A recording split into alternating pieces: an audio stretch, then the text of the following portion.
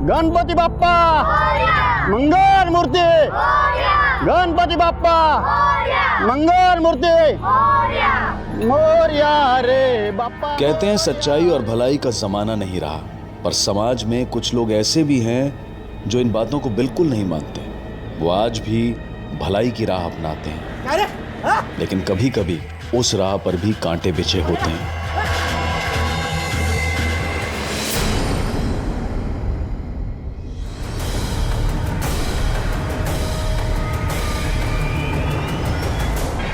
सौ नंबर लगाओ, पुलिस को बुलाओ।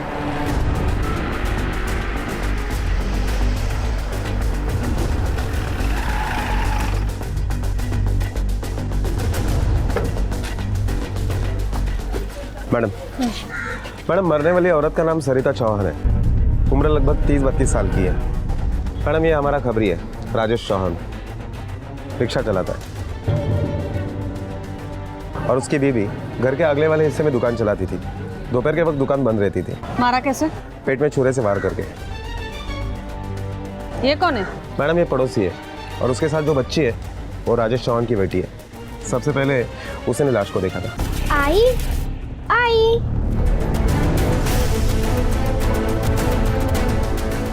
मैडम घर से कुछ पैसे भी चोरी हो गए हैं। कितने? मैडम चोरी की वजह से इसका मर्डर हुआ ये सुनकर राजेश काफी सदमे में, इसलिए कुछ बता नहीं पाया। रिकामे इतने फिंगरप्रिंट्स घेतले? राणेजी's हथियार से खून हुआ है, वो हथियार मिला है? हाँ मैडम, रिका में। और मर्डर करने वाले ने ये चाकू बॉडी में ही छोड़ दिया था।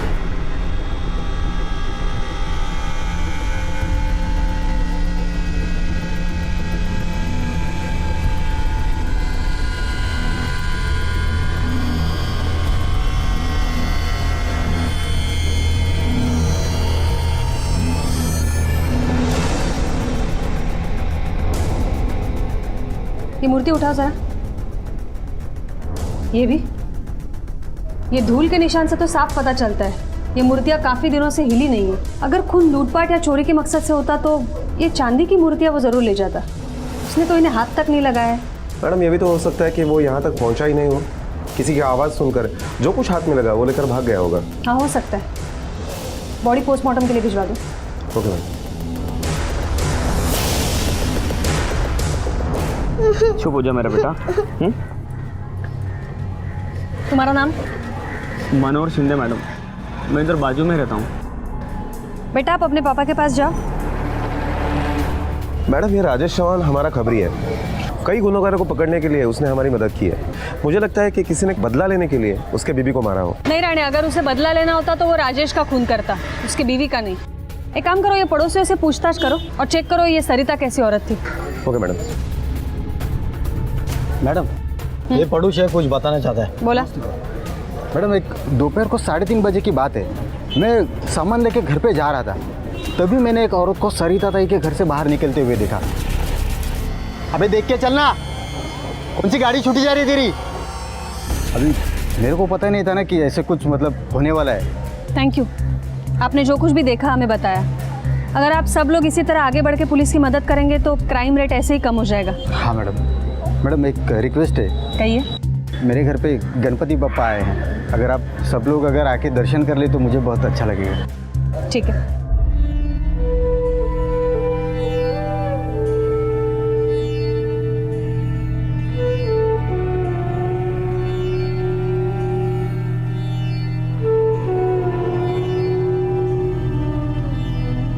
राणे आप पड़ोसियों से पूछताछ करो, मैं बोलते हैं इनसे। Okay madam. माफ़ करा, बापा घर पे आए हैं, लेकिन क्या करें हमारी भी ड्यूटी है, आप लोगों से पूछताछ करनी है। हाँ मैडम पूछिए ना, पूछिए। ये सविता के और आपके घर के बीच बस ये एक ही दीवार है, तो कभी ऐसा कुछ सुना है जो रोज़मर्रा से थोड़ा अलग है? हाँ सुना तो था। 2 बजे के आसपास कोई आदमी आया था और बहुत झगड़े की आवाज़ आ रही थी। कौन आदमी था? ये तो नहीं पता मैडम, क्या है ना पापा घर पर आए हैं तो आज बहुत काम है। लेकिन हाँ राजेश भाऊ की तो आवाज़ नहीं थी। कोई आदमी था जो पैसों को लेकर झगड़ा कर रहा था। ये इस तरह के झगड़े पहले भी कभी हुए हैं क्या? मैडम रोज़ मच होती थी सरिता ताई और भाऊ के बीच में, और सरिता ताई को किसी के भी फटे में टांग डालने की आदत थी, और भाऊ को ये सब पसंद नहीं था मैडम। मतलब मैं समझा नहीं। मुसीबत में फंसने वाले आदमी को अपने जितना तकलीफ नहीं होता जितना सरिता ताई को होता था। सब भूल के उसकी मदद को जाती थी। तेरे को समाज सेवा का भूत सवार है। काय को मनोज और राबिया के बीच में पड़ती है? रात का 1:30 बजा है, पूरा मोहल्ला सोया हुआ है। कल सुबह बात करते हैं, खाना रखा है, जाऊंगे। मेरे को अभी बात करने का तेरे सो। मेरी नींद खराब करके तू चैन से सोएगी? मेरे को जो ठीक लगा मैंने वो किया। समझ जा, आखिरी बार समझा रहा हूँ, वरना तेरे इस हीरोपंती के चक्कर में लेने के देने पड़ जाएंगे। मैं सिर्फ गलत बात के खिलाफ बोली, बाकी कुछ नहीं। क्या रे, क्या हल्ला कर रहे हो? रात का 1:30 बज रहा है। तुमको सोने का नहीं तो दूसरे को तो सोने दो। अच्छा, ये मनोज और राबिया कौन है? क्या बोलने का साहब, इधर अच्छी लोग के बस्ती में 2-4 बार वाली भी है। सरिता ताई हमेशा उनकी साइड लेती थी। जिस दिन झगड़ा हुआ मैं उधर ही थी उनकी दुकान पे। ये बार वाली में से ही एक का झगड़ा हुआ, वो मनोज से। ताई मेरी अम्मी बहुत बीमार है। ताई 100 का रिचार्ज कर देना, जैसे मेरा पैसा आएगा ना तुरंत वापस कर दूंगी मैं तुझे। जेव्हा येतील पैसे तब देना। हाँ, ये ले, कर ले। थैंक यू ताई, थैंक यू। ए, दिखता नहीं है तेरे को? आंखें नहीं है क्या? अरे इतना मासूम बन रही है जैसे किसी को पता ही नहीं तू बार वाली है। हाँ, हूँ मैं बार वाली, नाचती हूँ बार में। तेरे को क्या? तू कौन है? जब देखो तब कुत्ते की तरह जीभ निकाल के लड़कियों को ताड़ता रहता सारा दिन साला। उधर बार में ठुमका लगाती है और इधर सती सावित्री बन रही है तू। हाँ, ज्यादा मत बोल, समझा? ए, तू ज्यादा मत बोल। तू ज्यादा मत बोल। तू ज्यादा बोल रही है। बाहर वाले तो तेरे वास्ते खड़ी है, कौन बोला तेरे को? और तू क्या है, दूध का धुला हुआ है, हैं? सबको मालूम है सारा दिन लड़कियों को ताड़ता रहता है यहाँ। ए, चुप बे ढीले, अपने औकात में रहे। ए, तू क्यों ज्यादा बोलती है? तू मनिया, चुप चुप कर। तुझे आई बापा ने हेड शिकवलं का रे तुला? लड़के के साथ ऐसे बर्ताव करते हैं क्या? काकू तो मेरे को काय को बोल रही है? इस नाचने वाली की वजह से। नाच गाना करना भी एक काम होता है, पेट के लिए करती है वो। तेरे जैसा नहीं है, बाप का पैसा उड़ाते फिरती है। हाँ? पूरा दिन गली मोहल्ले में माटी खात फिरतो दिवस भर। ए, बस जरा काकू, बापा रूम बोलायचं नहीं। मेरे बाप का पैसा है, उसे उड़ाओ या आग लगाओ। तेरे को क्या करने का है? तू काय को बीच में बोल रही है? हाँ? छोड़ना ताई, क्यों इसके मुंह लगती है? कटारा साले का मुंह, जब भी खोलेगा बासिच मारेगा साला। ए, तू मेरे को कटरा बोली? मच्छी मार करके जैसे इधर। ये देखना, मेरे को बोल रही है इसकी वजह से। ए मनिया, जास्त बोलशील ना तर थोबाड फोडीन आता। मैडम, मैं शाखा प्रमुख हूँ यहाँ का और गणपति मंडल का सेक्रेटरी भी हूँ। मैडम, आप बस्ती वालों की बातों में मत आइएगा, ये कुछ भी बोलते हैं। सरिता ताई एक अच्छी और नेक औरत थी। अच्छों का अच्छा और बुराओं को बुरा बोलती थी, सबका चिंता करती थी मैडम। ये मनोज कहाँ रहता है? मैडम, वो 15 नंबर की गोली में रहता। और ये बार गर्ल रबिया? मैडम, ये 7 नंबर की गोली में रहती। हाँ मैडम, वो दिन मनोज का झगड़ा मेरे साथ ही हुआ था और सरिता ताई भी बहुत बोली उसको मेरे साइड से। ए मनिया, देख आज है ना, छोड़ेगी नहीं मैं तेरे को। पुलिस को बुलाएगी आज मैं, छोड़ेगी नहीं तेरे को। तुझे हिम्मत कैसे झाली रे इसको हाथ लगाने की? खुले सांड की तरह घूमता फिरता है। आज तो तेरी पूरी चर्बी उतार कर रहूंगी मैं, समझा ना? देखना। सरिता छोड़ना, मैं माफी मांगती है रे इसकी तरफ से। ए आई, तू काय को माफी मांग रही है इससे? हाँ? तू चुप बैठ रे। सरिता, मैं क्या बोलती है, देख इसके आगे अगर कभी ऐसा किया ना, मैं खुद तेरे को बोलेगी पुलिस को बुला बोल के। लेकिन आज माफ कर दे, मेरा इतना मान नहीं रखेगी तू? हाँ, वो तो मनोज की अम्मी ने आकर के बड़ी मुश्किल से रोका है सरिता ताई को। देख ताई, तू बोल रही है ना, इसके लिए मैं इसको आज माफ कर रही है, लेकिन इसको थोड़ा समझा कि लड़कियों के साथ कैसे व्यवहार करते हैं। और अपनी ये जो अक्कड़ और घमंड है ना, ये अपने घर पर छोड़कर आने का। हाँ? अगर तो मैं तुम्हें दिखाऊंगा, किसी को छोड़ेगा नहीं मैं। कितने दिन पहले हुआ झगड़ा? मैम, यही कुछ 5-6 दिन पहले। और हाँ मैडम, वो दिन से आते जाते बहुत खुन्नस दिया वो हम लोग।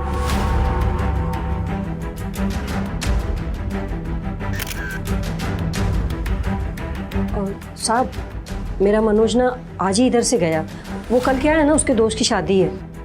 साहब, वो सरिता ना कम नहीं थी, जबरदस्ती झगड़े में घुसी थी। बताओ, अक्खा मोहल्ला हम लोग का वो बार वालियों से इतना तंग है ना, खाली वो सरिता को छोड़ के। क्या मालूम उसको वो बार वालियों से क्या हमदर्दी है। खुद का चाल चलन ठीक नहीं होगा ना, इसके लिए इतनी हमदर्दी है। चाल चलन ठीक नहीं है मतलब? अभी साहब, आदमी तो निकल गया एक बार काम के लिए तो सीधा रात में आता था। दिन भर वो मनोहर के साथ में क्या मालूम क्या गप्पे मारती थी कि दोनों का कुछ और भी था। अभी साहब, वो मनोहर तो ठहरा अकेला आदमी, उसके आगे ना बीवी ना बच्चा। पर ये सरिता को सोचना चाहिए ना, सारा दिन उसके साथ दांत फाड़ती रहती थी। हमारे लिए तो सगिताई जैसी थी मैडम, बहुत अच्छी थी वो। खाली उसको ही तो हमारा दुख समझता था मैडम, कि हम लोग ये अपनी मर्जी से नहीं, मजबूरी में अपना पेट पालने के लिए करते हैं। वो तो राजेश भाव को भी बोलती थी हम लोग का ख्याल रखने के लिए। हाँ मैडम, कभी कभी जब हम लोग को बहुत देर हो जाती थी तो राजेश भाई या उनका दोस्त अपने रिक्शा से हमें बाहर से घर तक छोड़ते थे। बहुत प्यार करती थी हमसे। और सबसे ज्यादा मेरे को चाहती थी, मैं जो कहता था मेरे को लाके देती थी। गोल्डी भाई ये पकड़ 1 मिनट। वो तू तेरे लिए बिंदी मंगाया था ना? हाँ। ये ले तेरे लिए। थैंक यू ताई। कैसा है? बहुत सुंदर है। मैं कैसी लग रही है? अच्छा है, मगर लड़का ही लग रहा है। ताई लड़की भी लगूंगी। एक बार मैं वो सेक्स चेंज का ऑपरेशन कराऊं ना, उसके बाद तू भी नहीं पहचान पाएगी कि लड़की है लड़का। मिस इंडिया लगूंगी एकदम, मिस इंडिया। पागल है बिल्कुल तू। और फिर हम लोगों का दर्द कौन समझता है मैडम? तो सरिता ताई समझी, तो मेरे को प्यार दी, वो समझी कि मैं ये लड़का है, लड़की होने से पहले एक इंसान है मैडम, इंसान। मेरे सीने में भी दिल है जो धड़कता है, जिसमें फीलिंग्स है मैडम। मुझे भी छोटी से छोटी बात पे ठेस पहुंच सकती है। ठीक है, समझ गई मैं। आप लोगों को अगर कोई भी बात याद आती है तो बेझिझक पुलिस स्टेशन आकर बता सकते हैं। हो सकता है आप लोगों की कोई भी भूली बात हम लोगों को कातिल तक पहुंचा सकती है। ठीक है मैडम।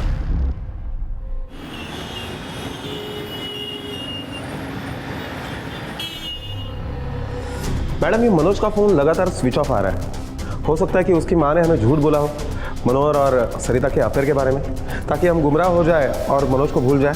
हो सकता है, लेकिन हमें क्रॉस चेक तो करना पड़ेगा। राणे एक काम करो, ये मनोहर को और राजेश को पुलिस स्टेशन बुलवाओ और राजेश से कहना अपनी बेटी को साथ में लेके आए। Okay madam. ये सरिता का कॉल रिकॉर्ड मंगवाओ, मनोज का नंबर भी ट्रेस करो, देखते कब तक बचता है हमसे। नेकी कर दरिया में डाल, इस कहावत को एकदम पलट दिया गया है। और बड़ी बात नहीं होगी अगर आज के ज़माने में नेकी करने वाले को ही दरिया में डाल दिया जाए, उसे मुसीबत समझा जाए। कम से कम सरिता के केस में तो यही देखने को मिल रहा था। ना सिर्फ पूरा मोहल्ला बल्कि उसका पति भी उसका विरोध कर रहा था। क्या सरिता की नेकी ही उसे ले डूबी थी? क्या वाकई में बार गर्ल्स के दुख दर्द को समझने की कोशिश ने ही उसकी जान ली थी? या ये सिर्फ सिक्के का एक पहलू था जो नजर के सामने था और असली वजह सिक्के की दूसरी तरफ थी? क्या कुछ और ही था सरिता के कत्ल का सच? राणे 1.5 दिन का गणपति विसर्जन है तो ज्यादा भीड़ नहीं होगी, फिर भी सावधानी बरतो। आधा रोड ट्रैफिक के लिए रखो, आधा रोड विसर्जन के लिए रखो। कहीं पर भी कोई भी कार्यवाही करने की जरूरत पड़े तो लोगों के सेंटिमेंट्स को ध्यान में रखो। हाँ तुम यहीं बैठो, पाटिल मैडम मुलीला घेऊन आत या, और वो एनजीओ वाली मैडम को भी अंदर भेजो। चलो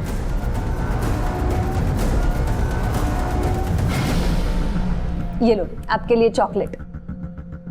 अच्छा बेटा अभी हमें ये बताओ, आपके आई बाबा के बीच में कभी झगड़ा होता था? मेरे को अभी बात करने का तेरे सो आखिरी बार समझा रहा हूं, समझ जा। तो बाबा मारते थे आई को? बेटा ये मनोहर काका कैसे काका है, अच्छे काका या बुरे काका? बहुत अच्छे, मेरे लिए चॉकलेट भी लाते हैं, मुझे और आई को बहुत हंसाते भी हैं। तो ये मनोहर काका जब बाबा नहीं रहते तब भी आते हैं? राणे बेटा ये आपकी हैंडराइटिंग है? ये नंबर आपने क्यों लिखा था? आपको पता है किसका नंबर है ये? एक दिन एक फोन आया था, आई बहुत डर गई थी, आई बहुत रो रही थी। नहीं मुझे पता नहीं। हाँ लेकिन वो मैं नहीं बाबा, मुझे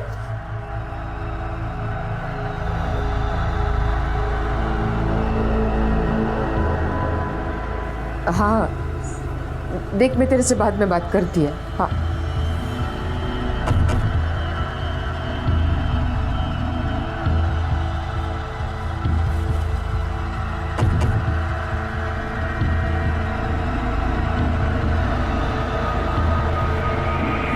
मैंने ये नंबर बाबा को देने के लिए लिखा था, फिर मैं खेलने गई और भूल गई। ठीक है, जाओ बेटा आप अपने बाबा के पास जाओ। आप भी जा सकती है। राणे पता करो ये नंबर किसका है और वो मनोहर को बुलाओ ओके मैम।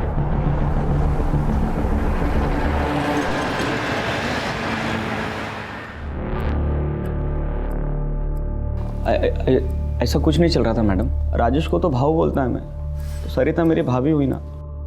सरिता भाभी और मेरे बीच ऐसा कुछ नहीं चल रहा था मैडम। सब लोग सरिता को ताई बोलते थे, तू अकेला उसको भाभी बोलता था ना? काम क्या करता है रे तू? साहब वो आइसक्रीम की फैक्ट्री में काम करता है। मैं कभी कभी शाखा का काम भी संभालता है। मेरी शाम की शिफ्ट होती है साहब, तो दोपहर में कभी कभी ईशा आती थी खोली पे, यानी मैं भी उनके घर पर जाता था चाय पानी को। माँ कसम पर मैंने ऐसा कुछ नहीं किया साहब। फोन दे। क्या हो मैडम? फोन दे, देखने दे सरिता का नंबर क्या नाम से सेव किया है।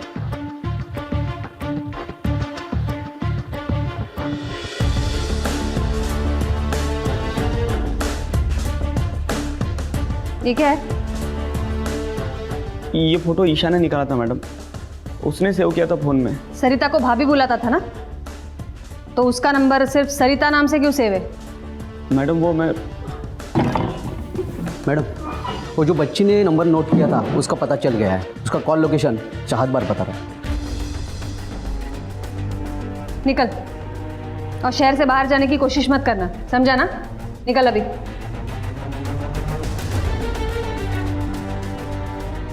मैडम सरिता को तो बारगल से सिंपैथी थी, तो उनके फोन से वो रोएगी क्यों? रानी ये भी हो सकता है चाहत बार में से कोई बार गर्ल ने नहीं, किसी और ने फोन किया।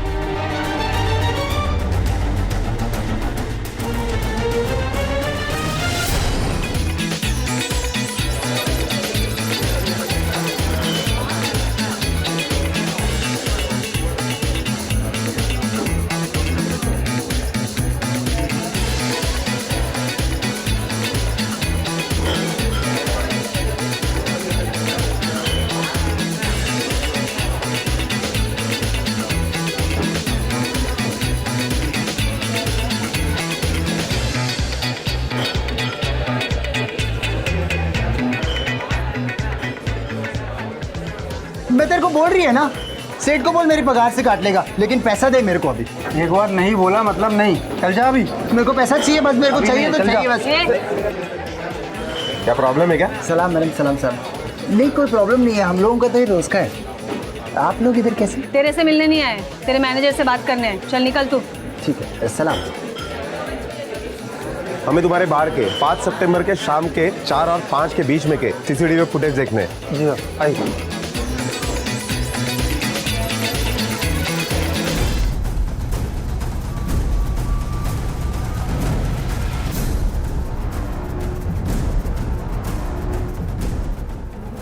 ये कौन है? क्या नाम है इसका? मैडम इसका नाम खुशबू है, ये विजयनगर में रहती है।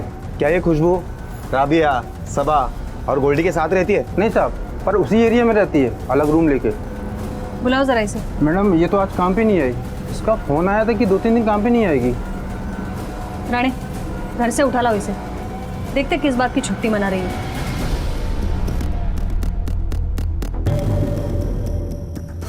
5 सितंबर को शाम 4 बजे तुमने सरिता को फ़ोन किया था? हाँ मैडम, मैं सरिता ताई को फ़ोन की थी। वो मेरे को दूसरा कोहली पे शिफ्ट करने का था ना मैडम, इसलिए। और आपको तो मालूम ही है ना, हम जैसे लोगों को कोई भाड़े पे कमरा नहीं देता है, इसीलिए फ़ोन किया था। और जब फ़ोन किया था तो सरिता ताई थोड़ी परेशान सी लग रही थी। मेरे को ना खोली ढूंढने का है, तो आपका मदद का ज़रूरत पड़ेगा। देख मैं तेरे से बाद में बात करती है। हाँ तुम्हारी माँ और बहन कहाँ हैं? अम्मी तो घर पे होती है और छोटी बहन कॉलेज जाती है। कल तुम काम पर क्यों नहीं गई थी? वो साहब थोड़ी मेरी तबीयत ठीक नहीं है। तो तुम्हारे कान को क्या हुआ है? कुछ नहीं मैडम, कुछ नहीं, बस। ओढ़नी बाजूला क्या जरा।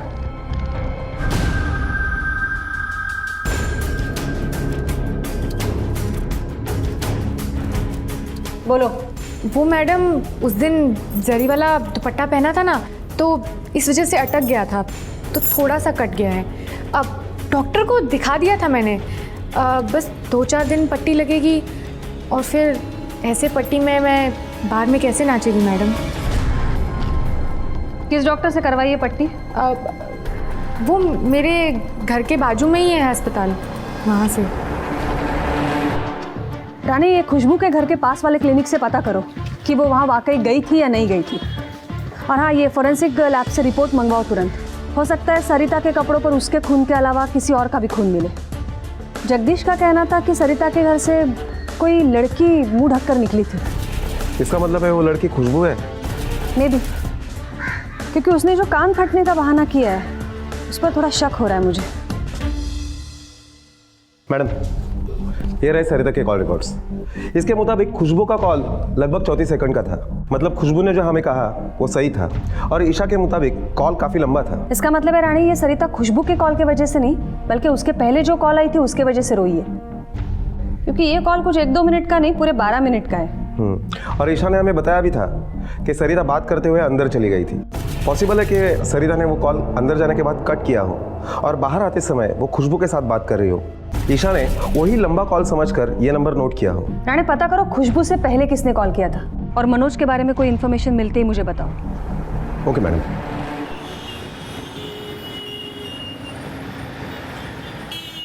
हाँ, पहले मेरी बात तो सुन।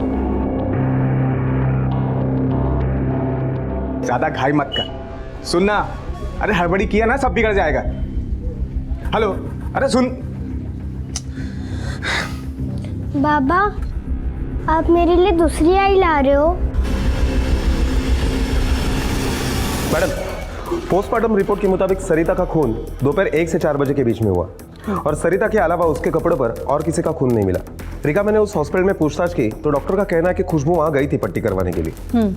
और उस कॉल के बारे में पता चला जो खुशबू से पहले सरिता को आया था? हाँ मैडम, वो नंबर कोल्हापुर से किसी सर्जेराव देशमुख का था। सर्जेराव देशमुख? मैडम, उसके बाप के मौत की खबर देने के लिए मैंने ही फोन लगाया था, वो भी मौत के 1 दिन बाद। मैंने खुद को बहुत रोका, लेकिन मरने की खबर तो देनी थी। आखिर बाप होता तो तिचा, और प्रॉपर्टी के पेपर पे मेरे को साइन भी चाहिए था ना। 17 तारीख को सरिता क्या क्यों गया था तू? जी, मैं नहीं गया था उसके घर। 10 साल हो गया मेरी शादी को, कभी पूछने को नहीं आया जिंदा है कि मर गई, और अब जब काम आया तो साइन लेने को आ गया। हाँ, नहीं करेगी मैं साइन। एक तो खानदान की नाक कटवाई, ऊपर से मेरे को सुना रही है। ये तो मेरी मजबूरी है, वरना। तुम्हारा मजबूरी है, मेरा कोई मजबूरी नहीं करेगी मैं दस्तखत। 10 साल हुआ तेरे को मिलके, आप भी वैसी है, जरा भी चर्बी कम नहीं हुई तेरी। बहुत आकड़ है ना तुझ में, अपने पति को पूछ। देखो, उनका नाम नहीं लेने का बीच में, तुम्हारे घर पे नहीं आते खाने को। कैसे नहीं खाया? पूरा 2 लाख लिया मेरे से तेरा साइन मुझे देने को। झूठ बोलते हो तुम, मेरे को मालूम है वो ऐसा कभी नहीं करेगा। मैडम, वो सर्जेराव झूठ बोल रहा है। 10 साल से मैंने उसकी शक्ल तक नहीं देखी। अभी मेरे को किधर मिलेगा भी तो मैं उसको पहचान भी नहीं पाऊंगा। और मैडम, अभी मुझे आपसे मालूम पड़ा कि सरिता का बाप ऑफ हो गया करके। क्यों, सरिता ने नहीं बताया तुम्हें? नहीं बताया ना मैडम, पता नहीं मेरे को क्यों नहीं बोली। और मैडम, वो प्रॉपर्टी के 2 लाख रुपए के बारे में मेरे को कुछ भी नहीं पता, माँ कसम। मैडम, इन दोनों में से पक्का कोई ना कोई तो एक झूठ बोल रहा है। आपको क्या लगता है, ये सर्जेराव ने राजेश को साइन करने के 2 लाख रुपए दिए होंगे? ये राजेश के कॉल रिकॉर्ड्स मंगवाओ, सारी बात साफ हो जाएगी। अगर राजेश की एक बार भी सर्जेराव से बात हुई है तो ये राजेश झूठ बोल रहा है, और अगर नहीं हुई है तो सर्जेराव झूठ बोल रहा है। मैम, मनोज शर्मा का फोन वैसे भी ऑन हुआ है। उठा लो उसे।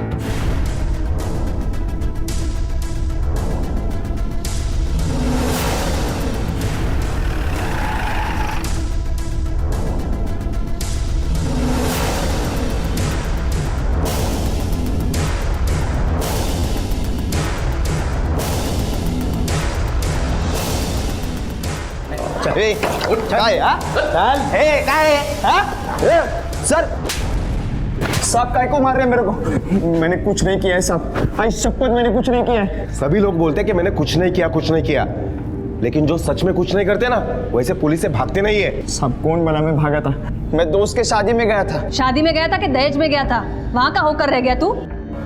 नहीं मैम, दोस्त लोग बोले कि आज रुक जा, पार्टी करेंगे, इसीलिए फोन भी बंद रखा था ताकि पुलिस डिस्टर्ब नहीं करे पार्टी में तुझे। नहीं मैडम, वो चार्जर लेना भूल गया था ना, इसलिए फोन स्विच ऑफ हुआ। ये बता, सरिता के साथ झगड़ा हुआ था ना तेरा, और तू ये बोला था कि छोड़ेगा नहीं। यहाँ मातम फैला नहीं तो तू शादी में नाचने गया? हाँ, ताकि पुलिस को शक नहीं हो तुझ पे। नहीं मैडम, वो झगड़ा तो सरिता काकू मरने से पहले हुआ था। मैं वो झगड़ा बिगड़ा सब कुछ भूल गया था, बस वो काकी नहीं भूली थी। वो नहीं भूली थी मतलब मैं वो काकी के दुकान पे गया था 17 तारीख को, ये बताने के लिए वो जिन लड़कियों का साइड लेते ना, बार वालियों का, वही उसका घर तोड़ेगी। उसमें से एक उसके पति के साथ मजा करती है। तुझे कैसे पता है सब? मैडम, मैं एक बार लेट नाइट शो देख के घर पे आ रहा था, तभी रिक्शा में से किसी लड़की के हंसी की आवाज आ गई। मैंने जाके देखा तो राजेश काका उसके साथ मस्ती कर रहा था। खुशबू? हाँ साहब, वही बाल गर्ल खुशबू, वही थी वो। मैंने दोस्तों को भी बताई ये बात, उन्होंने मुझे उल्टा बताया कि उन्होंने पहले ही देखा उनको 3-4 बार रात में। साहब आप अभी बताओ कि 1 बजे बार बंद होता है, रात को 3-4 बजे वो राजेश काका के साथ क्या कर रही थी?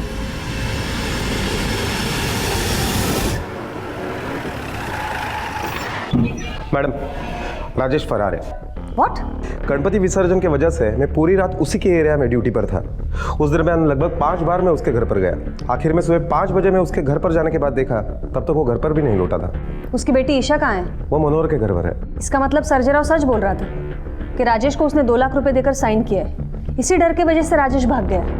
रानी, हो सकता है ये खुशबू भी राजेश के साथ भाग गई हो। नहीं मैडम, वो यही है। हमारा कांस्टेबल उसके घर पर तैनात है। उसने बताया कि खुशबू लगभग रात को 1:30 बजे घर पर आई थी, लेकिन राजेश के रिक्शा से नहीं। मैडम, हमारा कांस्टेबल अभी भी खुशबू के घर के बाहर ही है। रानी, ये सब उलझता जा रहा है और इसे सुलझाने के लिए हमें शुरुआत से शुरू करना पड़ेगा।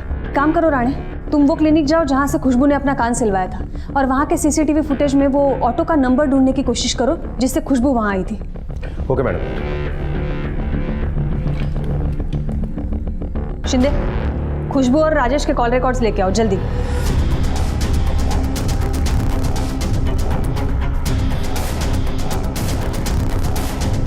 एक मिनट रुको, इस नंबर पर जरा जूम करना। रिक पे सर, ये नंबर नोट कर लो।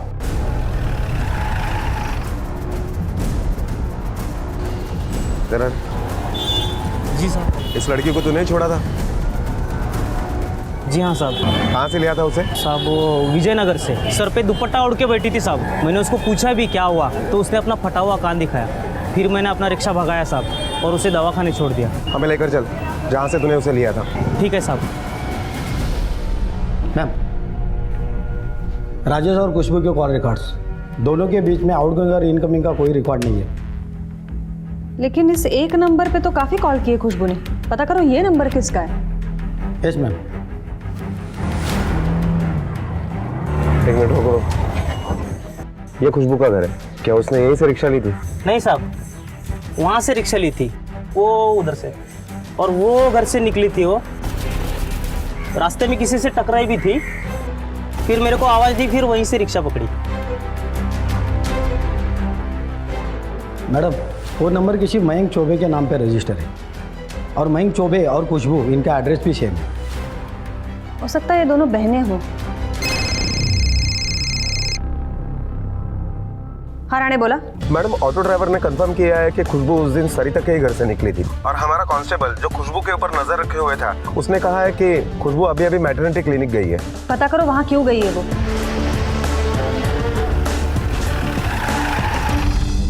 नमस्कार मैडम। नमस्कार। क्या आपके यहाँ पर कोई खुशबू नाम की लड़की मिलने के लिए आई थी? जी हाँ, आई थी। मैं उसके पेपर देख सकता हूँ? श्योर। वो लड़की 2 महीने की प्रेग्नेंट है। यहाँ पर बच्चे के बाप का नाम नहीं लिखा है। सर, मुझे लगता है उस लड़की की शादी नहीं हुई हो, और अब तो बाप का नाम देना भी ज़रूरी नहीं है। क्या वो एबॉर्शन करने के लिए आई थी? जी नहीं, रूटीन चेकअप के लिए।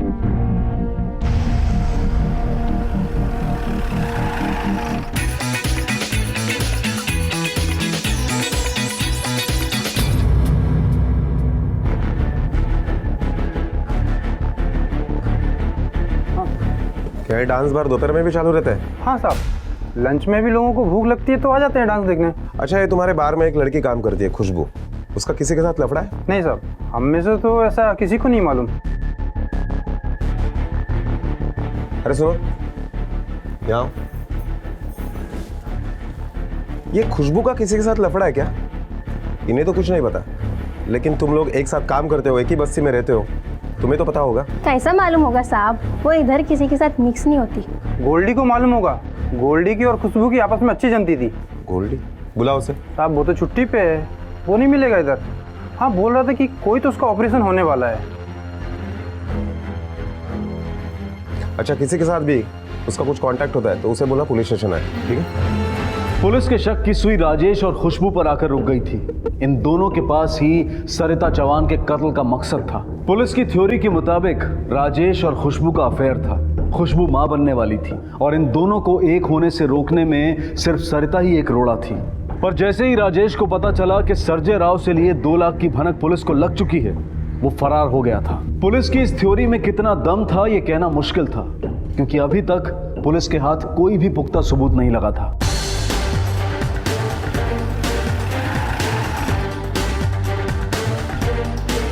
पुलिस काका,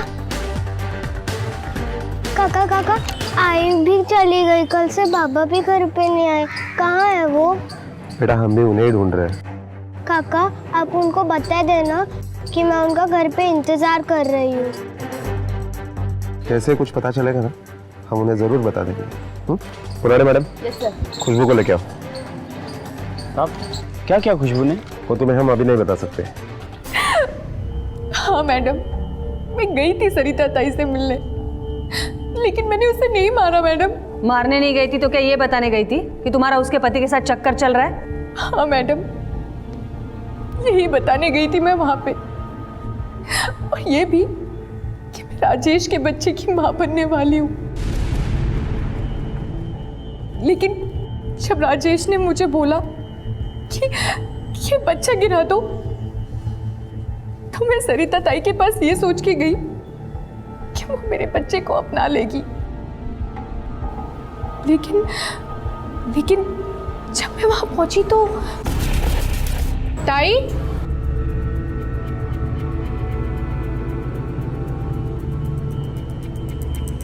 ताई,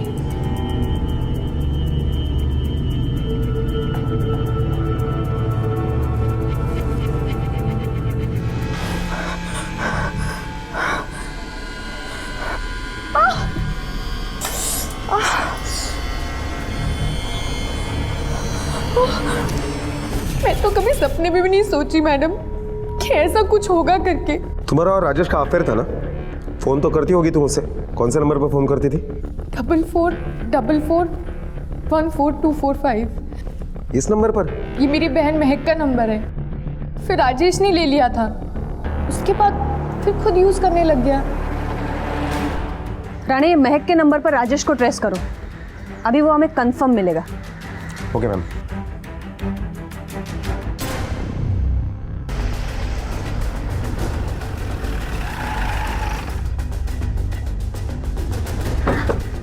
मैडम, देखकर तो यही लगता है कि ये प्लान मर्डर नहीं है।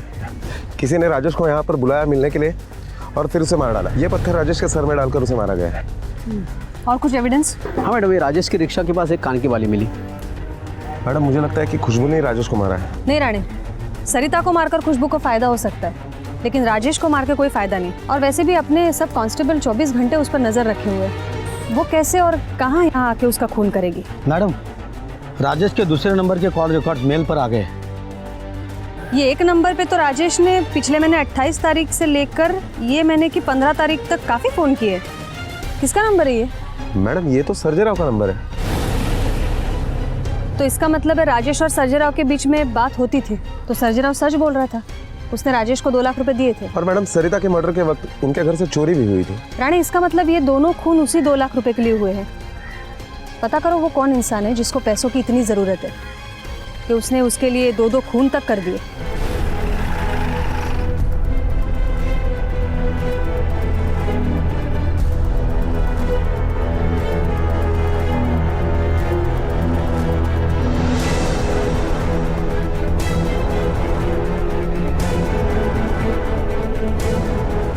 यस सर, वो पेशेंट वार्ड नंबर 17 में एडमिट है।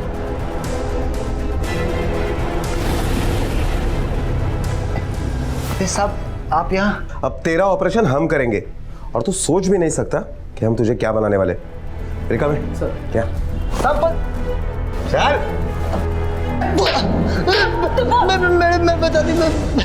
मैं बताती हाँ, मैं ही मारी वो राजेश को। वो एक नंबर का चैप्टर आदमी था, बोले तो धोखेबाज कमीना आदमी। क्या धोखा दिया उसने तुझे?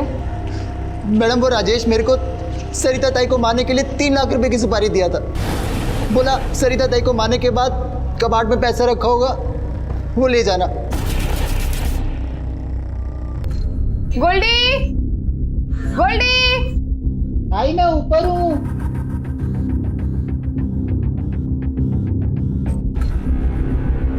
गोल्डी कहाँ गया? गोल्डी साहब उधर 1 रुपया नहीं था। मैडम वो मेरे साथ बहुत बड़ा धोखा किया। मैं बोली चल आज नहीं तो कल दे ही देगा, कहाँ जाएगा, पर रोज आजकल करके घुमाने लगा। ज्यादा घाई मत कर, अरे हड़बड़ी किया ना सब बिगड़ जाएगा। और फिर वो एक दिन खुशबू आके बोली ये राजेश उसको विरार में खोले दिला रहा है। मेरा अंदर से खून खोल गया। मैडम ज्यादा बकबक मत कर, तेरा पैसा लेके मैं भाग नहीं जा रहा किधर, समझे? मेरा थोड़ा टाइम चाहिए। पर कब देगा? पुलिस मेरे को लेके जाएगी तभी देगा। तू टेंशन मत ले, पुलिस आएगी ना तो खुशबू को लेके जाएगी। खुशबू को कहीं को लेके जाएगी? ये देख,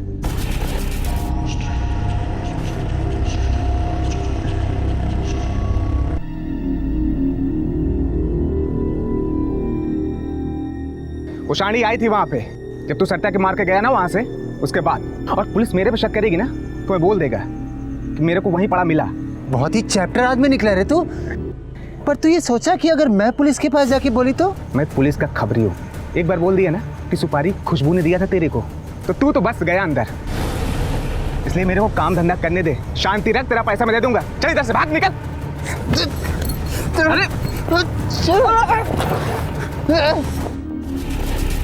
साहब मेरे को सरिता ताई को नहीं मारने का था, मेरे को ऑपरेशन कराना था, पैसे का जरूरत था। मैं बहुत मजबूर हो गई थी साहब, मैं बहुत मजबूर हो गई थी। राजेश ने क्यों मरवाया सरिता को? राजेश सरिता ताई की रोज झगड़ा मोल लेने की आदत से बहुत परेशान रहता था, और उधर वो खुशबू भी पेट से हो गई थी, दिन रात उसका कान खाती थी। इसलिए राजेश ने सोचा कि सरिता ताई जैसी मुसीबत के साथ रहने से अच्छा है वो खुशबू के साथ रहे। इसलिए सरिता ताई को मारने के लिए मुझे सुपारी दी उसने। उसने सुपारी दी और तूने ले ली। पुलिस को बताने के बजाय जान से मार डाला उसको। उस दिन तो बड़े फिल्मी डायलॉग मार रहा था तू, दिल जज्बात और क्या क्या। उसे जान से मारते वक्त जमीर नहीं रोया तेरा? जिस औरत ने इतना प्यार दिया तुझे, उसे जान से मार डाला। तेरे जैसे इंसान के साथ तो धोखा होना ही चाहिए।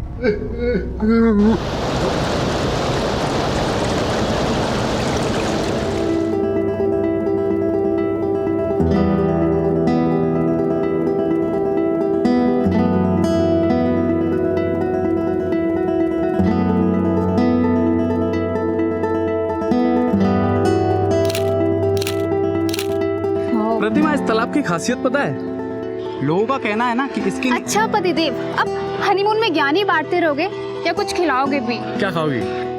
मक्का।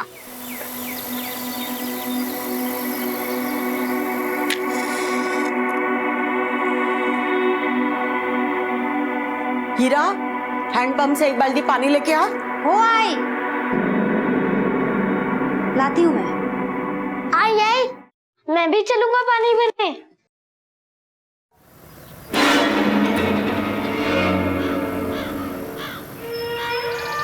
दादी, दादी, दादी, वो हैंडपंप पे देखो क्या क्या है। आज हम देखती हूँ।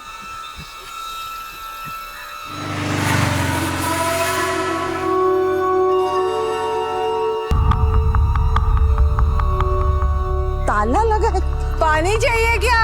हाँ ले ले, पानी ले ले। हाँ ले। नागड़ा, नागड़ा, ताला तोड़ने के लिए कुछ लेके आओ। अरे खेत रसोई सब कुछ तो ले लिया तूने, अभी जो हैंडपंप बचा है वो तो हमारे लिए छोड़ दे।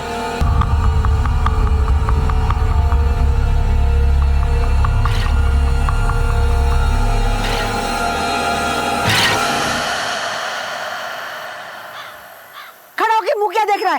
तोड़। पंकज भाऊ,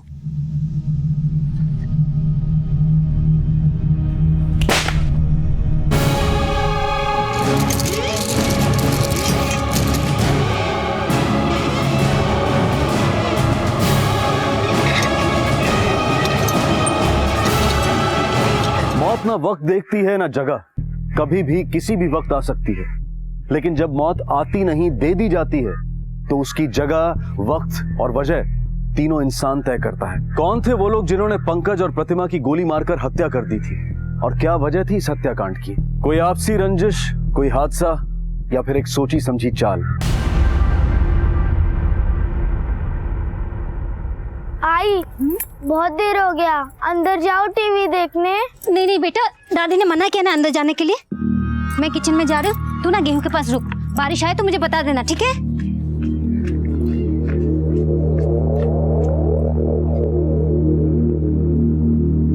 नकुल बेटा, तू यहाँ बैठे बैठे क्या कर रहा है? गेहूं का धान रख रहा हूँ। अरे तुझे तो टीवी देखने का पसंद है ना? हाँ, जा ना अंदर, जा टीवी देख, मैं इधर खड़ी रहती।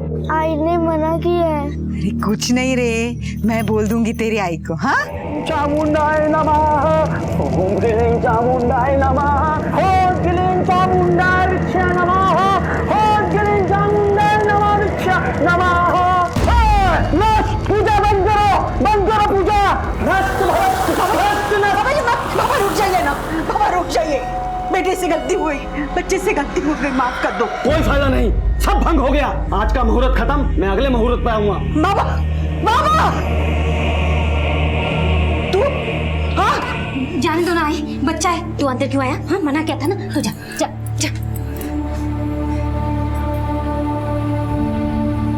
आई, क्यों कर रही है तू ये सब? क्यों? तुझे पता नहीं क्यों कर रही है? पता है, जानती हूँ मैं, तुम पंकज के कातिल को पकड़ने के लिए ये सब तंत्र मंत्र कर रही हो, लेकिन आई मैं बोलती हूँ, तू एक बार पुलिस के पास क्यों नहीं जाती? 3 महीने हो गए, मेरा बेटा और बहू मर गई, ढूंढ पाई उनके कातिलों को? हाँ, क्या कुछ? अब मैं ढूंढूंगी, समझी? ये बाबा है ना, वो ढूंढ निकालेंगे उनके नाम, वो बताएंगे मुझे कि किसने मारा मेरे बेटे को और मेरे बहू को। जैसे ही मुझे पता चलेगा ना, मैं उनका कलेजा निकाल लूंगी, उनकी गर्दन काट कर देवी मां को भोग चढ़ाऊंगी, तब मुझे जाके शांति मिलेगी, तब मुझे शांति मिलेगी।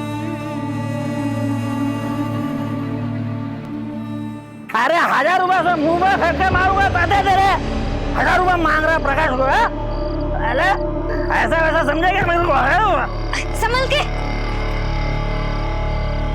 पैसे मांग रहे हैं मेरे को, अच्छे से पैसे मांग रहा, इसे उठाकर अंदर ला।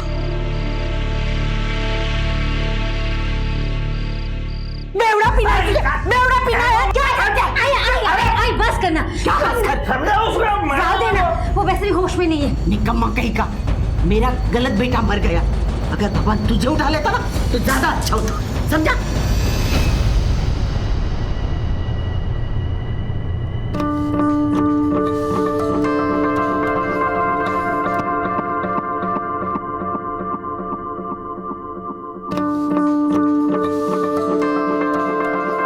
अरे वाह मंटू भाव, खूब छान दिसतस, एकदम हीरो लग रहे हो।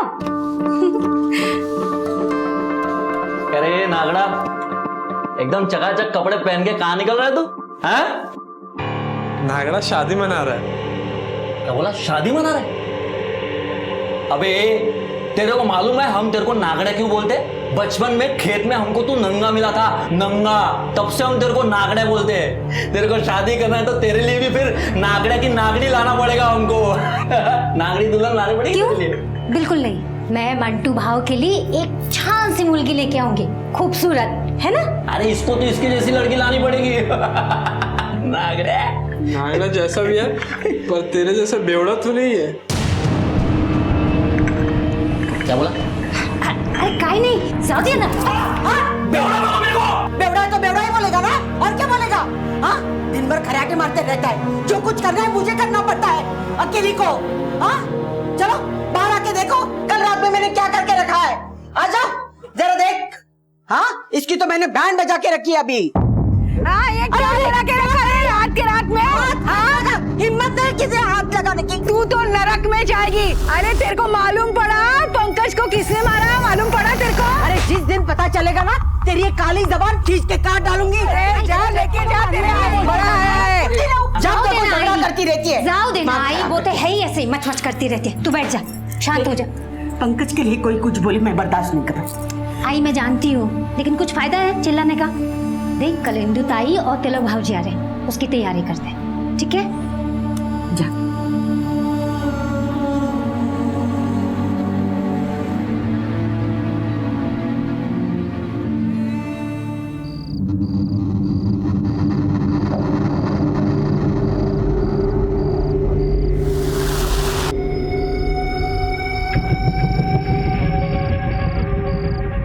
ओम ऐं ह्रीं क्लीं चामुंडाय विच।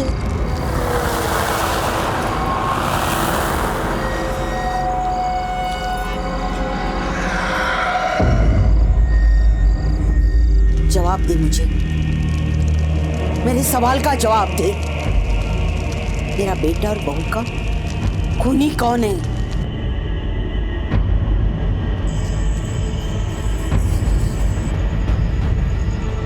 मुझे नाम बता दे देवी, मुझे नाम बता दे, मैं देगी। जो बलि चाहिए वो मैं दे दूंगी।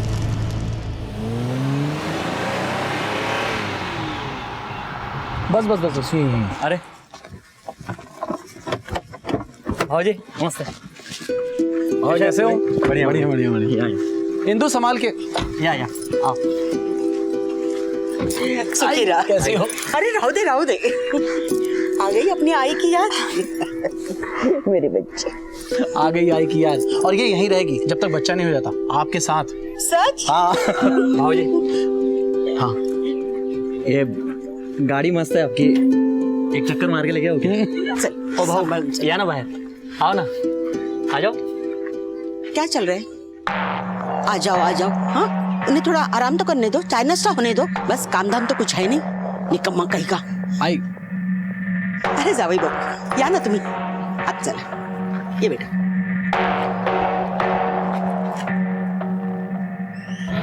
तुम्हें चॉकलेट पसंद है? संभाल के चलना। अरे रहने दो ना, वो लेके आएगी। चलो। आई ये दीवार, वो बाहर का कचरा है ना, वो अंदर ना है, इसलिए आप चलिए हाथ मुंह धो लीजिए। आइए चल अंदर। और कौन से स्कूल में पढ़ते हो नकुल? मैं MTS खालसा हाई स्कूल। हाँ अरे वाह। और सब क्या? रुको, क्या हुआ? ये गंदा पानी।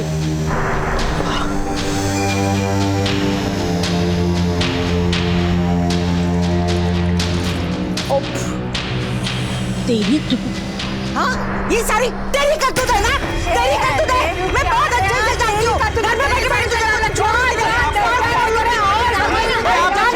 हाँ अरे परेशान करके रखा है। हाँ तू ये हैंडपंप के चक्कर में पड़ी है।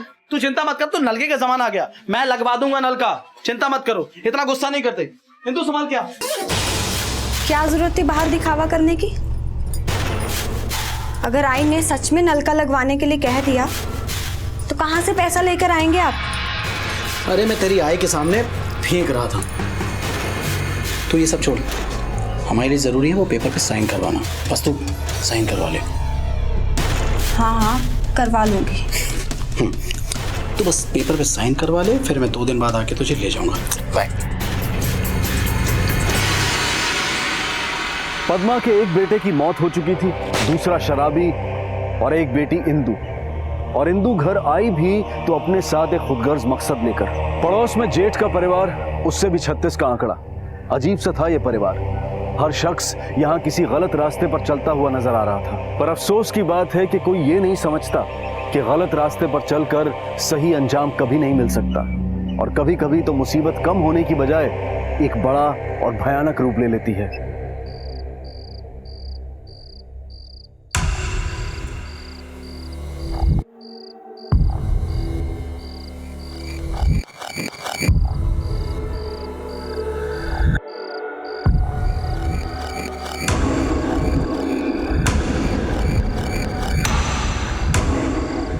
आई आई आई इंदु ताई आई कुठे गेलीस? मंटू भाऊ आई और इंदुताई को देखा क्या? पता नहीं सुबह सुबह कहाँ चले। आई हो आई ओ आई इंदुताई तो नहीं गई। आई अरे क्या ये चिल्ला रही तू? मेरे लिए चाय बना। ए हीरा सुन। मंटू भाव, तुम जरा खेत में आए और इंदु दीदी को देख के आओ। हाँ? मैं गांव में देख के आती हूँ, जल्दी करो। आई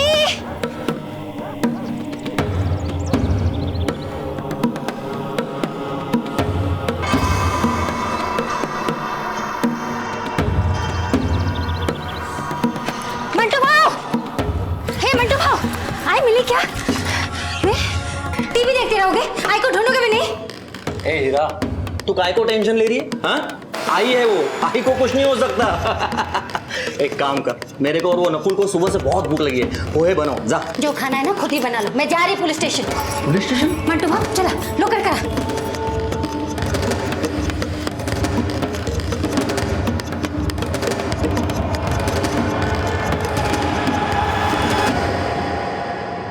आखिरी बार कब देखा था आई को?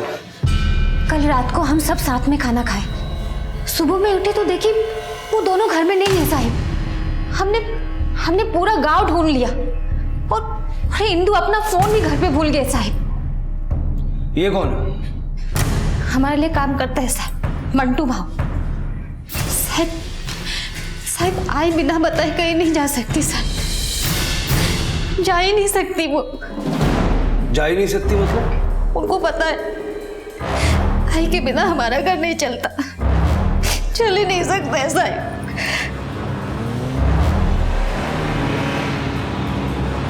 मैं सोचा आई और इंदु गांव में गई होंगी कहीं, इसलिए ज्यादा टेंशन नहीं लिया साहब। पद्मा जा कहाँ सकती है? आई है साहब, उसका राज चलता है घर में, हमारी पूछने की हिम्मत कहाँ उसको। ये घर के बीच में दीवार नहीं बनाई है? वो बाबा मरने के बाद बंटवारा हुआ, तब से जमती नहीं उन लोगों से हमारी, इसीलिए आई ने वो दीवार खड़ी कर दी। वैसे हमारे काका है वो।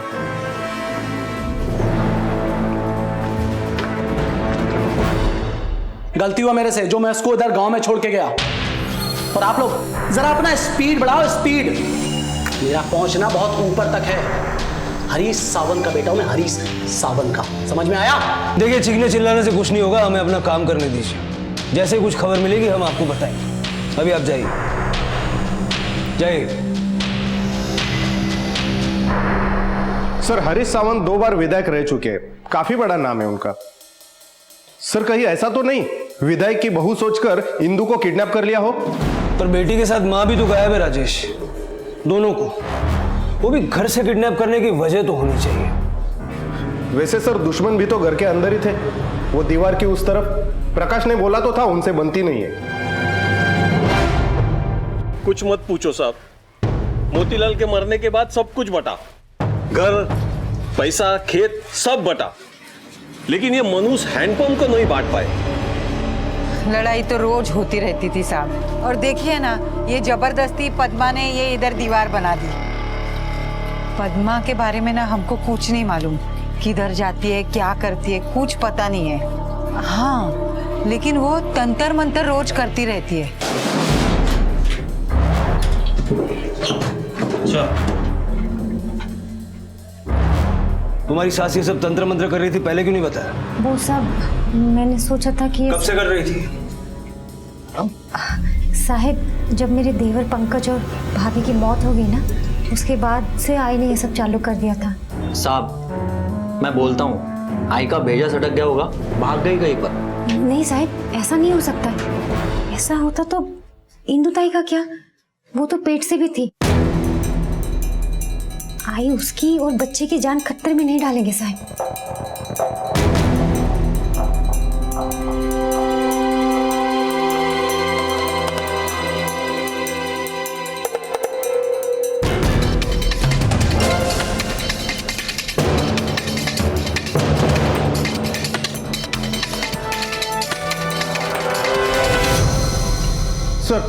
सर आसपास के किसी गांव में इंदु और पद्मा को नहीं देखा गया। कोई 150 लोगों से पूछताछ की हमने।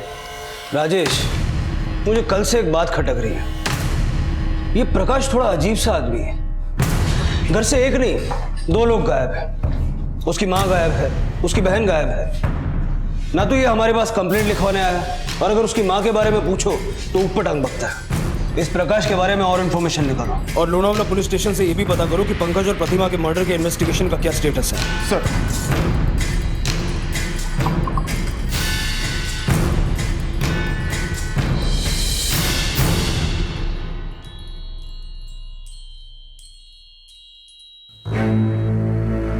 अरे नमस्ते साहब, तुम्ही इकडे कैसे? कोई बोल रहा था आई से तेरी बनती नहीं, डंडे से मारती है तेरे को, तुझसे खुश नहीं है? उस घर में ना मैं एकदम काले धब्बे जैसा हूँ, नालायक बेटा। वो जो मर गया ना पंकज, वो आई का लायक बेटा था। मालूम है आई क्या बोलती है? गलत बेटा मर गया मेरा। और इसलिए तूने उसे गायब कर दिया या मार दिया? अरे देवा, वो तो पंकज के कातिल को ढूंढ रहे साहब। राम राम।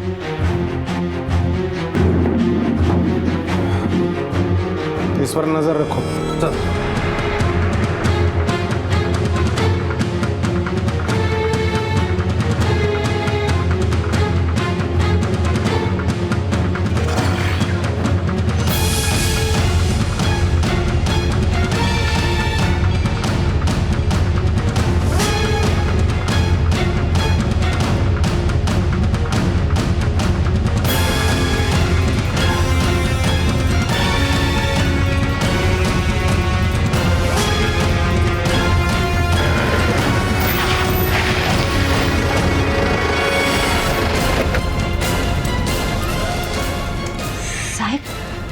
आई और इंदु की कोई खबर?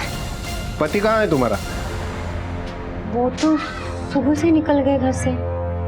क्यों, क्या हुआ साहब? हमारे एक कांस्टेबल ने उसे 4 बजे आखिरी बार देखा था, उसके बाद से वो गायब है। और अब उसी परिवार का एक और सदस्य प्रकाश लापता हो चुका था। पुलिस का अनुमान था कि प्रकाश ही इंदु और पद्मा के गायब होने की वजह है, लेकिन इससे पहले कि अनुमान सिद्ध हो पाता, एक और अपराध की घटना पुलिस के सामने आई।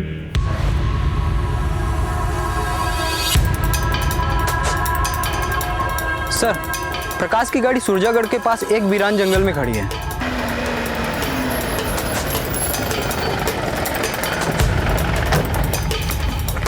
सर। और कुछ मिला आसपास? नहीं सर, पास में एक घर है, उसमें भी ताला पड़ा है। सर ये घर, ये तोड़ो ताला। सर।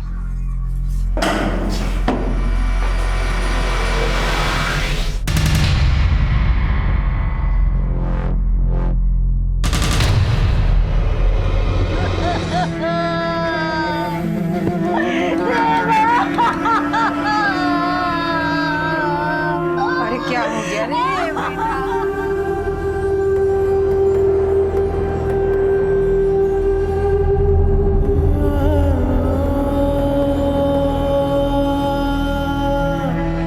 सर, पोस्टमार्टम रिपोर्ट के हिसाब से प्रकाश के बॉडी पर एक चोट गर्दन के पास और दूसरी सर के पीछे मिली है। बाकी छोटी मोटी इंजरीज के अलावा बॉडी पर काफी सारे जादू टोने के निशान है, लेकिन सर पर चोट लगने की वजह से ही मौत हुई है। पद्मा तंत्र मंत्र और काले जादू में शामिल थी, इतना तो तय है। राजेश, कहीं ऐसा तो नहीं कि पद्मा विक्टिम ना हो और खुद से गायब हुई हो और अपने बड़े बेटे पे जादू टोना करके अपने छोटे बेटे की मौत का पता लगाने की कोशिश कर रही है? लेकिन सर फिर प्रकाश को क्यों मार दिया उसने? अपने एक बेटे के लिए दूसरे बेटे की बलि कौन सी माँ देगी? अगर पद्मा इसमें इन्वॉल्व नहीं है तो फिर कोई और है जो अभी तक हमारे सामने नहीं आया। सर, एक बाबा का पता चला है जो पद्मा की इस जादू टोने में मदद करता था। लेके आओ उसे। सर।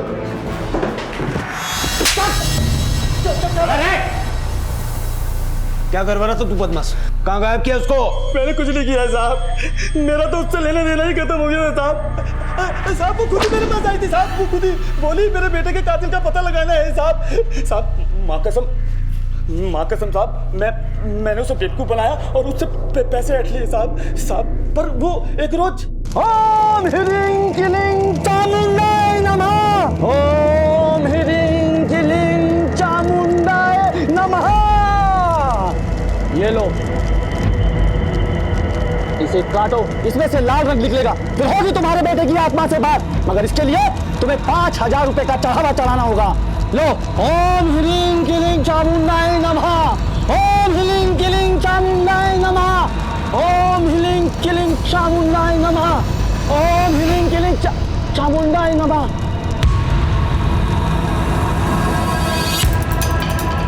मैं अभी आता हूँ।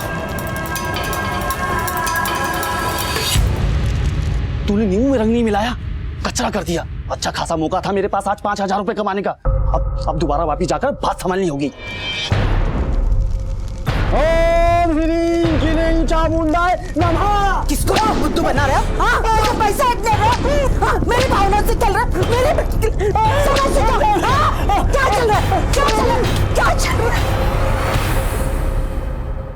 एक काम करो, आसपास के सारे बाबाओं और मंदिरों का पता लगाओ। पूछो पद्मा को पिछले कुछ दिनों में किसी ने इधर देखा है क्या। ये जादू टोने की सामग्री उसने कहीं से तो ली होगी। और पद्मा के परिवार पे नजर रखो। 2 लोग गायब हो चुके हैं और 3 मारे जा चुके हैं। पता नहीं अब आगे और क्या होगा। सर,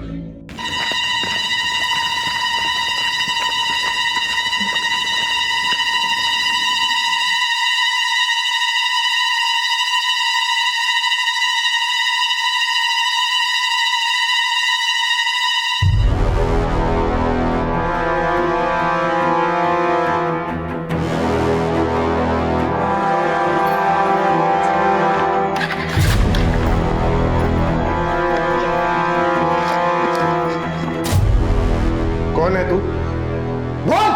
मेरा बेटा है साहब, मेरा अपना बच्चा। हाँ। छुपके क्यों मिल रही थी अपने बेटे से? साहब वो आई नहीं बोला था किसी के सामने नहीं आने को। क्यों? उसका पहले से दूसरे थाने में कोई केस चल रहा है, तो मैं सोची आपके सामने आएगा तो खाली पीले आप लोग शक करेंगे, इसलिए चुपके से अकेले में मिल रही थी साहब। सर, ये शोभित अपने कॉलेज में जाना माना गुंडा है। 4 साल से फेल हो रहा है। कॉलेज वो सिर्फ गुंडागर्दी करने जाता है। सर, कॉलेज भी उसी एरिया में है जहां पंकज और उसके वाइफ की मौत हुई। और सर, मैंने ये भी पता किया, पंकज प्रतिमा मर्डर केस में अभी तक लोनावला पुलिस को कोई खास एविडेंस नहीं मिला है। कहीं पंकज की मौत के केस के साथ इस केस का कोई कनेक्शन तो नहीं? हो सकता है कि शोभित पंकज के मर्डर में इन्वॉल्व हो और पद्मा या प्रकाश को इस बात का पता चल गया हो और इसने उन्हें चुप करा दिया। इस लड़के का मुंह खुलवाओ। माजी भाई को कुठे आए? कहाँ है मेरी बीबी? तुम लोग यहाँ बैठ के क्या झक मार दे रहे हो? आवाज नीचे। 24 घंटे है तुम्हारे पास। अगर मुझे मेरी इंदू नहीं मिली ना तो यहाँ मैं कलेक्टर के साथ आएगा, कलेक्टर के साथ।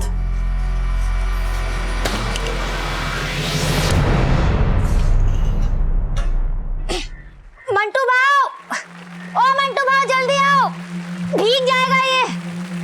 मंटू भाव कुटे गेली। मंटू भाव, मैं उठा देता हूँ। अरे उठाओ।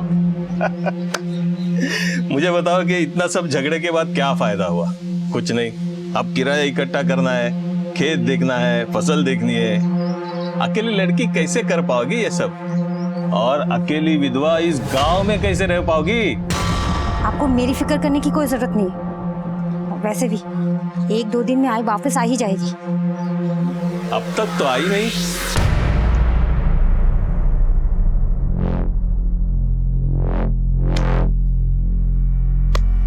बोल। साहब मैं सच कह रहा हूँ, मैंने बहू को नहीं मारा है। वैसे भी मैं गांव के लफड़ों में नहीं पड़ता हूँ, पर मैं बहू को मारने वाला तो आपको पहुंचा सकता हूँ। मैं उस एरिया के सारे सुपारी किलर को जानता हूँ। उन्हीं में से बहू को किसी ने मारा होगा। नाम बोल। ध्यान से देख लो इस फोटो को। तुम लोगों में से किसी ने इसकी सुपारी ली थी? हाँ? नहीं साहब, मैंने कोई सुपारी नहीं ली। तूने? नहीं साहब, मैंने भी कोई सुपारी नहीं ली। तू? नहीं साहब, अपुन ने इसका शकल पहली बार देखा सर।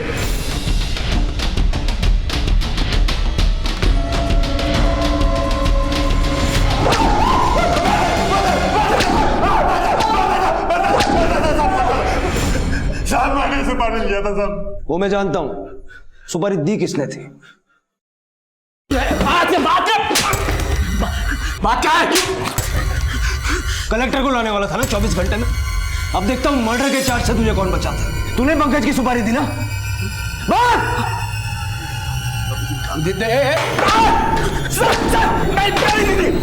मैंने दी थी पंकज और उसकी बीवी की नाम की सुपारी।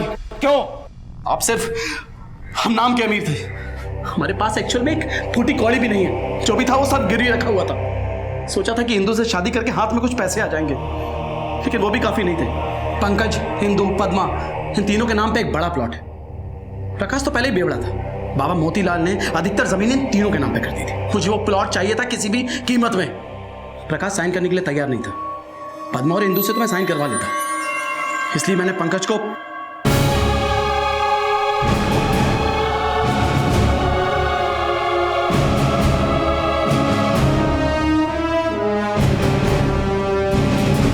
पंकज भाऊ, मैंने सोचा था कि पद्मा को किसी तरह समझा लूंगा, और पंकज के मरते ही मैंने अपनी बीवी से कहा कि आई से बात कर ले और पंकज की जमीन अपने नाम लिखवा ले। प्रकाश को क्यों मारा? प्रकाश को नहीं मारा मैंने। सर, प्रकाश को नहीं मारा। उसके मरने या गायब होने से मुझे क्या लेना देना? मुझे कोई फायदा नहीं होता। मैं क्यों मारूंगा उसे सर? पुलिस के सामने कई सवाल थे। अगर तिलक ने प्रकाश को नहीं मारा था तो किसने मारा था? पद्मा और इंदु को किसने गायब किया था? और अगर पद्मा इन सब के पीछे थी तो क्या एक मां अपनी बेटी और बेटे के साथ ऐसा कर सकती है? पुलिस सभी मंदिरों और बाबाओं की तलाशी ले चुकी थी, लेकिन कहीं कोई सुराग नहीं मिल रहा था। और तभी अचानक एक बार फिर खुदगर्जी और लालच सुराग की शक्ल में सामने आए।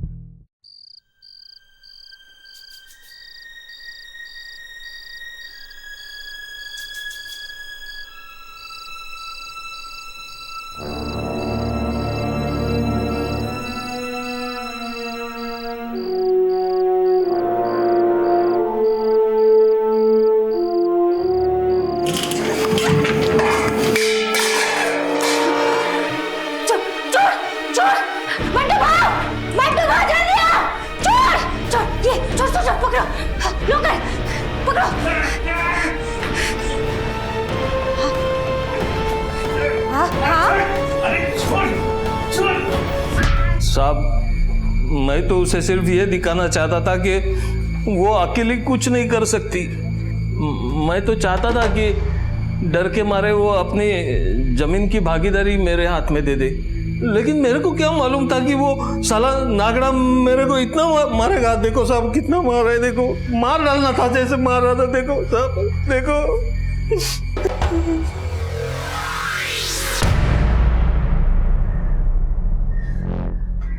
राजेश,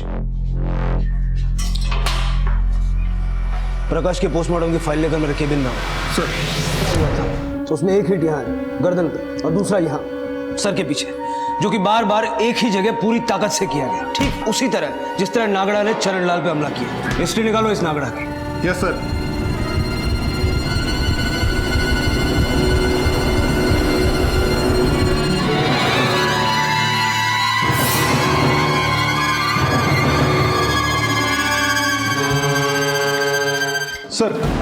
सर, मैंने नागड़ा की पूरी हिस्ट्री निकाली। प्रकाश उसे बहुत मारता था, लेकिन पद्मा और इंदु के गायब होने से इसका क्या कनेक्शन है समझ में नहीं आ रहा। क्योंकि जिस रात वो दोनों गायब हुई, नागड़ा घर पे था ही नहीं, वो खेत में काम कर रहा था। इन रात को नागड़ा खेत में क्या काम कर रहा था?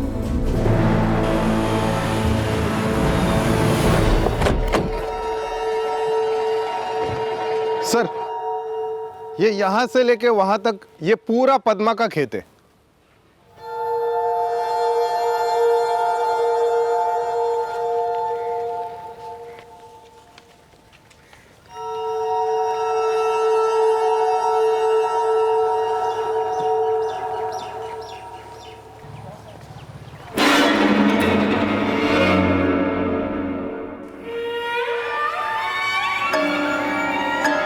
ये देखे, बाकी के खेत के मुकाबले इस हिस्से की फसल छोटी है। ऐसा आमतौर पे होता नहीं है। पता करो यहाँ बुआई कब हुई थी? सर, ये अरे इकडे रे।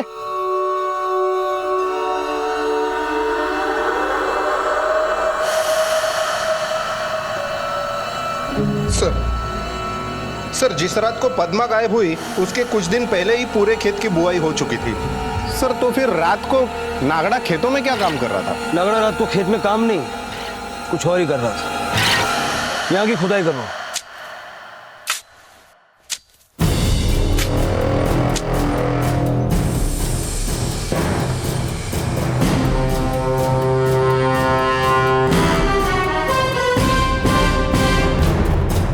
साहब, नाम ले।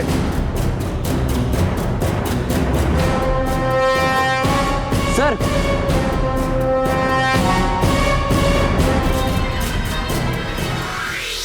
क्यों मारा अपनी मालकिन को? मार! क्यों मारा? नागड़ा को मालकिन ने बोला तो मारा। क्या बकता है? पद्मा ने खुद बोला तुझे उसे मारने के लिए। नागड़ा की मालकिन तो पद्मा नहीं है, नागड़ा की मालकिन तो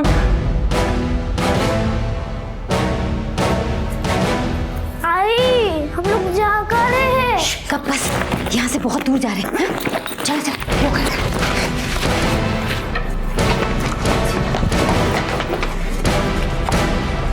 खेल खत्म।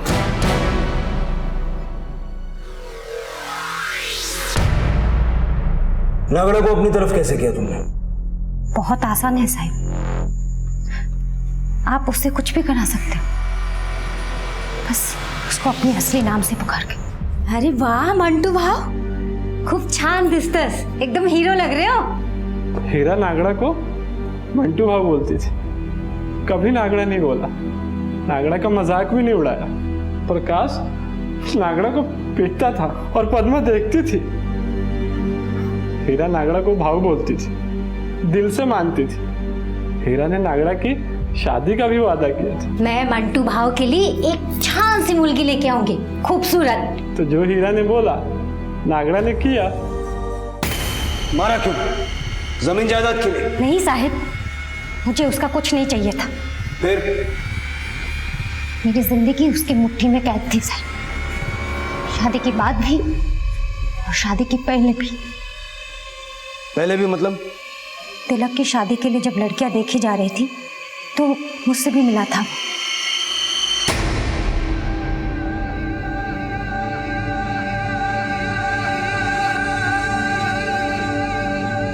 और वो मुझे पसंद था, पर तिलक इंदु से भी मिला।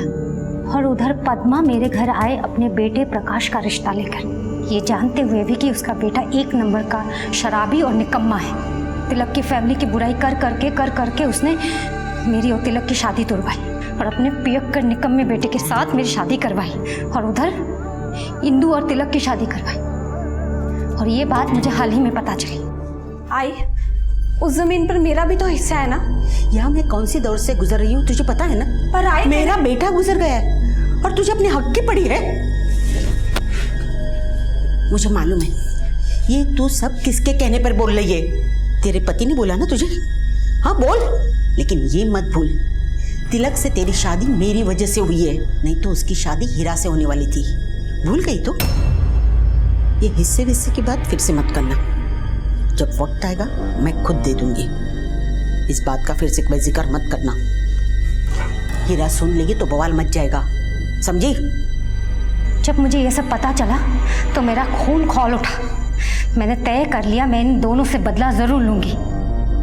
आई कुछ भी करने के लिए तैयार हो गई थी, हर वक्त वही जिद, पंकज के कातिल को पकड़ना है।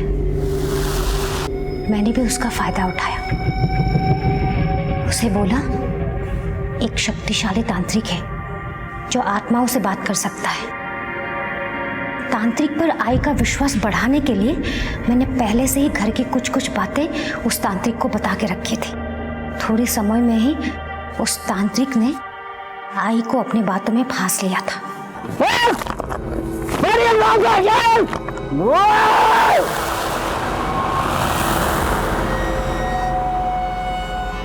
कातिलों का पता चल जाएगा, पर एक शर्त है।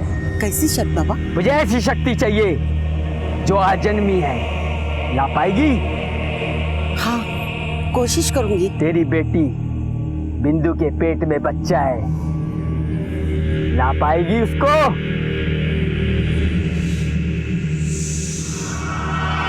आई, पंकज के कातिल को ढूंढने में तो अगर मेरी मदद करेगी तो सारा पैसा और जमीन तेरे नाम कर दूंगी, समझी?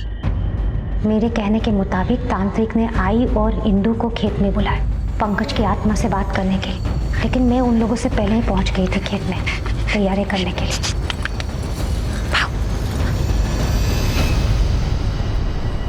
सब कुछ वैसा ही हो रहा था जैसे मैंने सोचा था।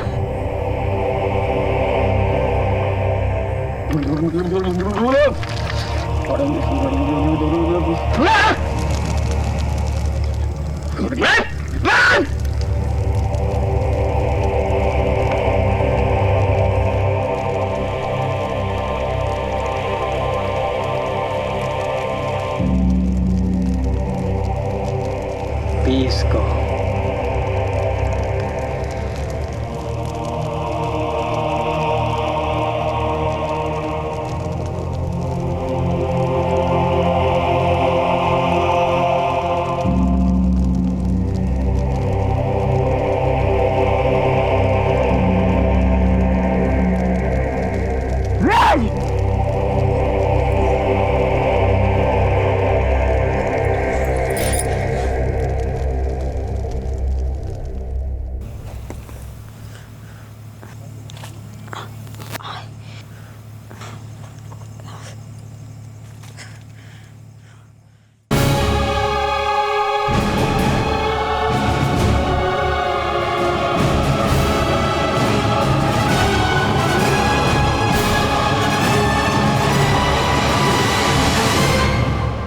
प्रकाश को मैंने इसलिए मारा ताकि इस घटिया जिंदगी से मुझे छुटकारा मिल सके।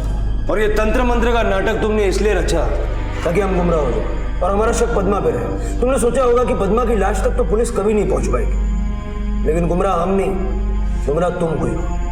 ये तुम्हारी गलतफहमी है अगर तुम सोचती हो कि तिलक बहुत अच्छा लड़का है। पंकज का कत्ल तिलक ने करवाया और उसके पास ना ही कोई पैसा है ना ही कोई संपत्ति, जो है सब दिखावा है। मीरा, तुमने जो किया है उसकी सजा तो तुम्हें मिलेगी, लेकिन कभी सोचा है तुम्हारे बेटे का क्या, कैसे जिएगा वो तुम्हारे बिना?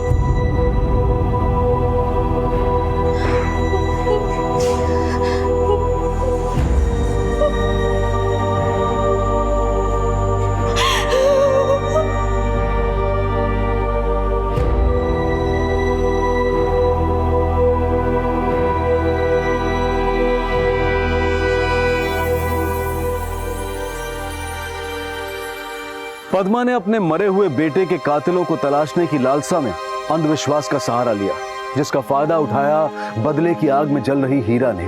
अगर उन दोनों ने ही अपने बीते हुए कल को पीछे छोड़कर अपने आसपास के लोगों को महत्व दिया होता तो आज शायद सिर्फ वो दोनों ही नहीं बल्कि प्रकाश भी उनके साथ एक खुशहाल जीवन जी रहा होता।